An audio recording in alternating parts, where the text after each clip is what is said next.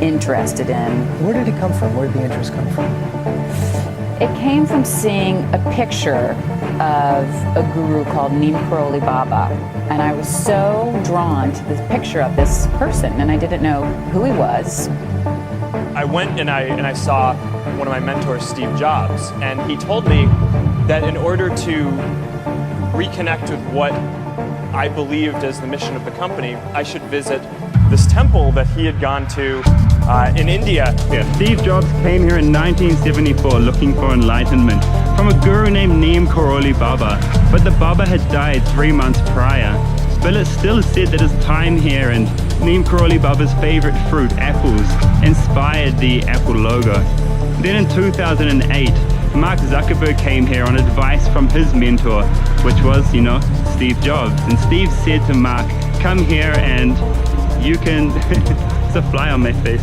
दोस्तों, क्या आपको सन 1970 की एक ऐसी सच्ची घटना के बारे में पता है जिसने दुनिया के most famous scientist and businessman को हैरान करके रख दिया था। ये सच्ची घटना ही नहीं बल्कि एक ऐसा अलौकिक चमत्कार था जिसके कारण बहुत सारे फेमस अमेरिकन सनातन धर्म अपनाने के लिए मजबूर हो गए थे। तो दोस्तों, मैं बात कर रहा हूँ भारत के महान संत और भगवान हनुमान के अवतार नीम करोली बाबा के एक ऐसे अलौकिक चमत्कार के बारे में जिसने अमेरिका के एक आम नागरिक को WHO यानी वर्ल्ड हेल्थ ऑर्गेनाइजेशन का फेमस साइंटिस्ट बना दिया। और WHO में इस साइंटिस्ट के महान योगदान के कारण उस समय दुनिया के करोड़ों अरबों लोगों की जान बच पाई थी। और दोस्तों, अमेरिका का ये साइंटिस्ट आज भी जिंदा है, जिनकी उम्र 78 साल के करीब है, जो अपने बहुत सारे इंटरव्यूज और टेड टॉक्स में महान संत नीम करोली बाबा और भगवान हनुमान के इस अलौकिक चमत्कार के बारे में गर्व से दुनिया के लाखों करोड़ों लोगों को बता चुके हैं, जिनकी सच्ची घटना के बारे में जानकर आपके भी रोंगटे खड़े हो जाएंगे।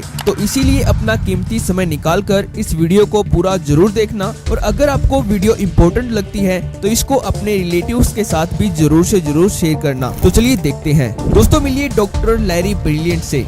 हिंदू नाम सुब्रमण्यम, एक most famous American epidemic scientist और नीम करोली बाबा और भगवान हनुमान के सच्चे भक्त, जिसने चेचक की महामारी को रोकने के लिए सन 1973 से लेकर सन 1976 तक वर्ल्ड हेल्थ ऑर्गेनाइजेशन में एक साइंटिस्ट के रूप में काम करके अपना बेहतरीन योगदान दिया था, जिसके कारण चेचक की महामारी से मर रहे करोड़ों अरबों लोगों की जानें बच पाई थी। पर दोस्तों, शायद ही आपको पता होगा कि लैरी ब्रिलियंट का दुनिया की सबसे बड़ी हेल्थ ऑर्गेनाइजेशन में एक साइंटिस्ट के रूप में स्मॉल पॉक्स के वायरस पर रिसर्च करना बिल्कुल भी पॉसिबल नहीं था। इनका यहाँ तक पहुँचने का पूरा श्रेय जाता है महान संत नीम करोली बाबा को, जो साक्षात भगवान हनुमान के अवतार थे। दोस्तों, कहानी की शुरुआत होती है सन 1970 में, जब लैरी ब्रिलियंट नीम करोली बाबा की महिमा को सुनकर बाबा से संन्यास लेने के लिए अमेरिका से उत्तराखंड के कैंची धाम चला आता है। लैरी ब्रिलियंट बाबा की महिमा और चमत्कारों से इतने ज्यादा प्रभावित थे कि वे बाबा से दूर होना ही नहीं चाहते थे,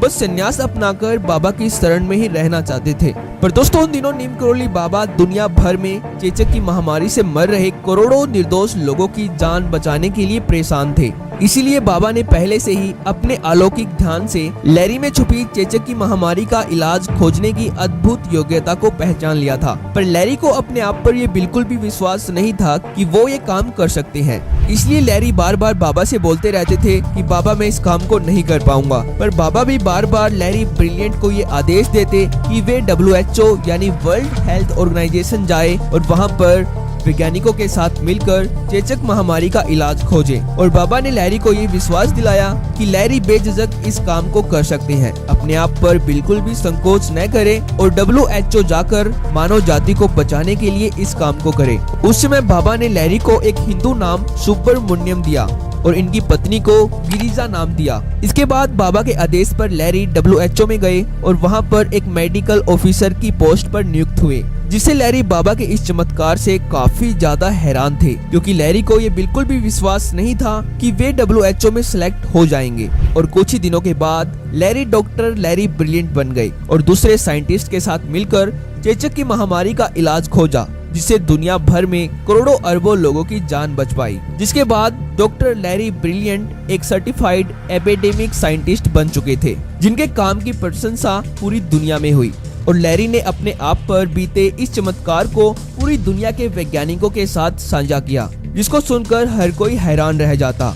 और दोस्तों, मेरे द्वारा बताई गई इन सारी बातों को भी आप लैरी के विकिपीडिया पेज के करियर सेक्शन में भी साफ साफ पढ़ सकते हो। और नीम करोली बाबा के चमत्कारों के बारे में लैरी ने रामदास के द्वारा लिखी गई किताब miracle of love stories of Neem Karoli Baba में भी बताया है। और इनके अलावा भी लैरी ने बहुत सारे टेड टॉक्स में बाबा के इस चमत्कार के बारे में गर्व से बताया है और खुलेआम अपनी सक्सेस का सारा क्रेडिट नीम करोली बाबा को दिया है, जिसको आप टेड टॉक्स के इस वीडियो में भी देख सकते हो। Studied with a wise man, our guru Neem Karoli Baba, who then told me to get rid of the dress, put on a three-piece suit, go join the United Nations as a diplomat, and work for the World Health Organization. And he made an outrageous prediction that smallpox would be eradicated, and this was God's gift to humanity because of the hard work of dedicated scientists. And that prediction came true, and this little girl is Rahima Banu. और दोस्तों, केवल इतना ही नहीं बल्कि जब Larry ने बाबा के द्वारा किए गए इस चमत्कार को अपने दोस्त स्टीव जॉब्स को बताया तो स्टीव जॉब्स भी काफी ज्यादा हैरान रह गए थे। दोस्तों, ये वो टाइम था जब स्टीव जॉब्स एप्पल कंपनी को खड़ी करने के लिए बहुत ही ज्यादा स्ट्रगल कर रहे थे, जिससे स्टीव जॉब्स को बहुत सारे फेलियर का सामना करना पड़ रहा था। पर यहाँ पर खुशी की बात ये थी कि लैरी ने उनको भगवान हनुमान के अवतार नीम करोली बाबा के चमत्कारों की महिमा सुनाई, जिससे स्टीव जॉब्स को एक पॉजिटिविटी मिली और बाबा से मिलने का प्लान बनाया। पर दोस्तों, जब वे अमेरिका से उत्तराखंड के कैंची धाम पहुंचे तो वहां उनको बाबा नहीं मिले, क्योंकि 11 सितंबर 1973 में ही बाबा समाधि ले चुके थे, जिसका पता चलने के बाद स्टीव जॉब्स को काफी ज्यादा दुख हुआ। पर फिर भी स्टीव जॉब्स भगवान हनुमान के दर्शन करके कुछ समय बाबा के आश्रम में रहे और बाबा की तस्वीर को निहारते रहे, जिनसे उनको काफी ज्यादा पॉजिटिविटी मिली और आश्रम में पूजा करके वापस अमेरिका चले गए। जिसके बाद उन्होंने एप्पल कंपनी की स्थापना की और जब तक स्टीव जॉब्स इस दुनिया में रहे तब तक उन्होंने नीम करोली बाबा की तस्वीर अपने पास रखी। और दोस्तों, आपको ये जानकर हैरानी होगी कि मानव कल्याण करना ही बाबा के मन को शांति देता था। इसलिए बाबा की याद में अमेरिका के कुछ फेमस लोगों और फेमस वैज्ञानिकों ने सेवा फाउंडेशन के नाम से एक ऑर्गेनाइजेशन बनाई, जिसमें दुनिया भर में अंधेपन से ग्रस्त लोगों का इलाज किया जा सके। इस ऑर्गेनाइजेशन में शामिल वैज्ञानिकों और बिजनेसमैन के नाम है डॉक्टर लैरी ब्रिलियंट, रामदास, जिनका अमेरिकन नेम रिचर्ड अल्बर्ट था, जो एक साइकोलॉजिस्ट और नीम करोली बाबा के सच्चे भक्त थे। इसके बाद नाम आता है एक फेमस अमेरिकन माइक्रोलॉजिस्ट का और इसके बाद डॉक्टर गोविंदा पा और फेमस बिजनेसमैन स्टीव जॉब्स का नाम आता है। तो दोस्तों, ये था untold real miracle of Neem Karoli Baba.